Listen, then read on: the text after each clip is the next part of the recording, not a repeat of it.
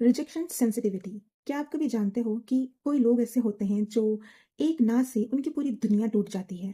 किसी ने आपको मना कर दिया, ना बोला, और उसी चीज़ को आप दिन भर प्रोसेस करते रहते हो।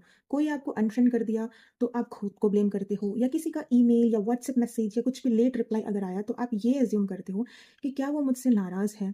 ये सेंसिटिव होना नहीं होता है। साइकोलॉजिकल टर्म से अगर इसको देखा जाए तो ये एक सेंसिटिविटी डिसऑर्डर कहलाता है। इस वीडियो के एंड में मैं वो एक ग्राउंडिंग टेक्निक बताऊंगी जो सेंसिटिविटी इशू जब हमें ऐसे होता है या रिजेक्शन के मोमेंट में ब्रेन को वो एक रेगुलेट करती है। ऑफिस में अगर मैनेजर का ईमेल या कुछ लेट आया तो हम ऑलरेडी एज्यूम करने लग जाते हैं कि कुछ गलत हुआ, या क्लाइंट ने हमसे कुछ कह देता है तो हम उसको पर्सनली ले लेते हैं, या कलीग का मूड अगर सही नहीं होता है तो सोचते हैं कि कुछ हुआ है क्या। या ऐसा पैटर्न हमारे घर में फैमिली में भी होता है, जैसे कि पेरेंट्स अगर हमसे बात नहीं करते हैं, या स्पेशली हमारा पार्टनर रिलेशनशिप में या हमारे फ्रेंड्स में अगर हमसे कोई बात नहीं करता, या हमारा पार्टनर हमको अगर कोई जवाब नहीं देता या लेट रिप्लाई आता, तो हम ये सोचते हैं कि क्या मैंने गलती कर दी है ऐसे, ये कि क्या मुझसे ऐसा गलत होगा, कि ये क्यों चुप हो गया, क्यों लेट आ रहा है, क्यों हमको मैसेज नहीं मिल रहा है। ये सब हम कहते हैं जर्नली। रिजेक्शन है या क्रिटिसिज्म है, रियल है या हम उसको सिर्फ इमेजिन कर रहे हैं, एक इंटेंस इमोशनल रिस्पॉन्स ट्रिगर होता है हमारे अंदर, और उसका आउट ऑफ प्रोपोर्शन ये सब होते हैं। तो ये आपके अंदर आता कहाँ से है, ये फाइंड आउट करना बहुत ज़रूरी होता है। या तो चाइल्डहुड ट्रॉमा होता है, मतलब लाइक चाइल्डहुड में क्रिटिसिज्म बहुत ज़्यादा अगर आपने झेला है, या कंडीशनल लव, या ट्रॉमा, या एडीएचडी जो अक्सर ऑफ्टन आपको को-अकरिंग होते रहता है। तो ये सोर्स होते हैं जहाँ से ये आता है, लेकिन इसका रिजल्ट क्या निकलता है?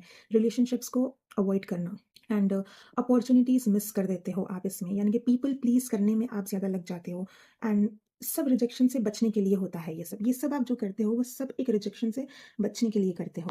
Seat down calmly and think, क्या ये एक्चुअली रिजेक्शन है, या आपका ब्रेन सिर्फ एक रिजेक्शन को प्रेडिक्ट कर रहा है। जैसी सिचुएशन मैंने डिस्क्राइब की है, इन सारे सिचुएशंस में 90% ऑफ द टाइम आपका ब्रेन बस ये प्रेडिक्ट कर रहा होता, लेकिन एक्चुअली सिनेरियो कुछ और होता। सोल्यूशन क्या है इसका?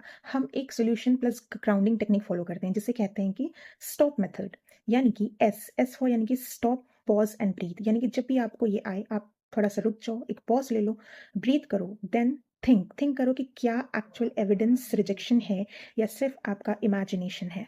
अदर एक्सप्लेनेशन देखो, यानी कि 3 ऑल्टरनेटिव रीजंस देखो। बजाय आप ये सोचें कि आपके साथ कुछ गलत हो गया या आपने कुछ गलत कर दिया है क्या, उसके बजाय आप कोई 3 ऑल्टरनेटिव रीजन सोचो कि कुछ और भी हो सकता है, शायद वो बिजी हो, शायद वो किस काम में हो, कुछ भी हो सकता है। और फिर लास्ट प्रोसीड करो, वो जो मोस्ट रियलिस्टिक है उसके हिसाब से एक्ट करो। Comment down rejection sensitive. अगर आपसे ये वीडियो रिलेट किया हो तो लाइक करना, सब्सक्राइब करना, और ये वीडियो किसी ऐसे को शेयर करो जिसको आज ये सुनने की ज़रूरत हो।